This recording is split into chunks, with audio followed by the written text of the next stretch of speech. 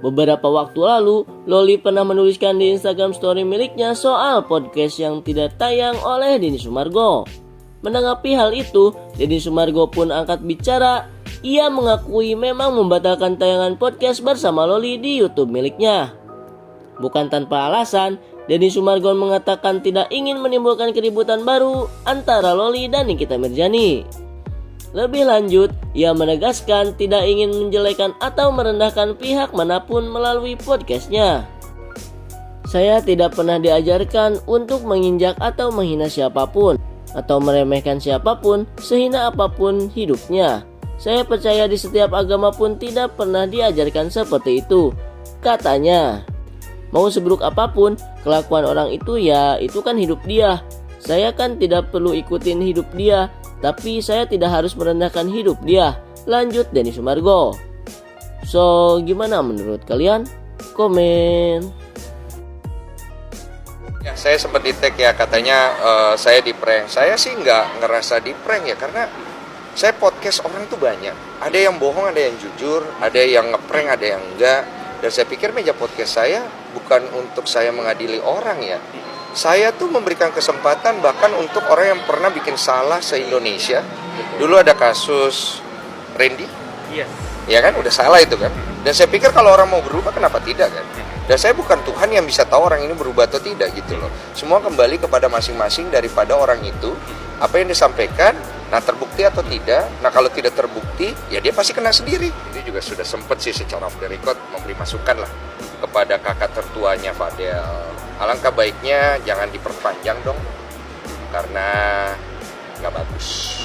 Nggak bagus buat dia punya keluarga, nggak bagus juga buat semua pihak sih menurut aku. Tapi sayangnya sekarang akhirnya jadi agak panjang, saya juga sedih ya lihatnya. Maksudnya hal seperti itu menjadi satu tontonan.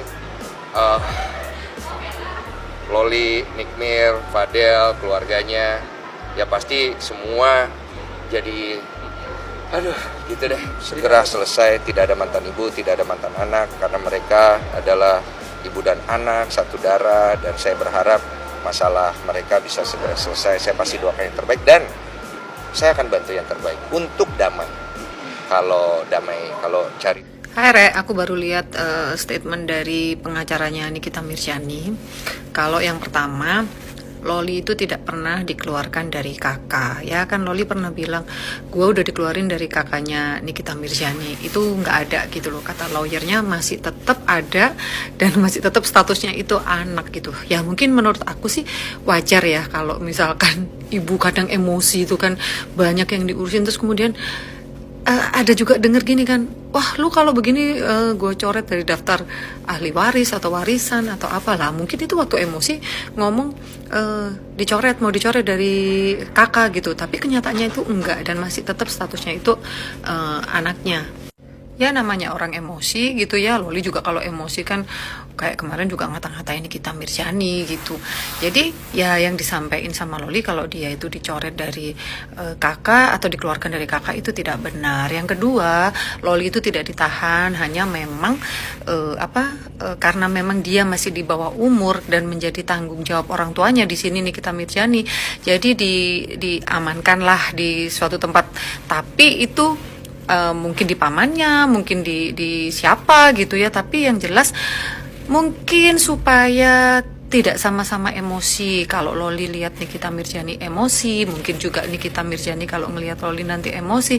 Jadi lebih baik memang tinggal di yang ini loh, keluarga yang netral gitu ya, supaya sama-sama mungkin cooling down, supaya sama-sama berpikir yang nantinya harapannya itu supaya bisa berdamai ya. Kalau dari sisi Loli aku tuh ngelihatnya begini ya, mungkin pada saat itu berantem atau apa namanya ibu dan anak itu ya wajar ada ada pertengkaran kayak gitu ya. Cuman mungkin dia bertemunya dengan orang yang salah, Fadel itu gitu loh, dan harusnya Fadel mungkin ya bisa mendamaikan ibu dan anak tersebut. Tapi entah kenapa nggak tahu apa yang sudah disampaikan ke Loli. Mungkin Loli dijanjiin ini, dibeginikan, dikasih kasih sayang yang ya namanya juga anak di bawah umur gitu, masih 16 tahun kalau nggak salah.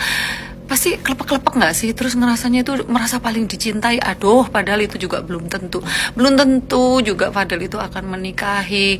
Bagaimanapun kalau ada apa-apa itu ya, yang rugi itu cewek loh. Kalau cowok itu nggak rugi apa-apa. Kalau cewek itu rugi banyak gitu loh. Kalau ngebelain cowok mati-matian, sampai mati-matian, apalagi mungkin melawan orang tua, sepadan nggak gitu ya.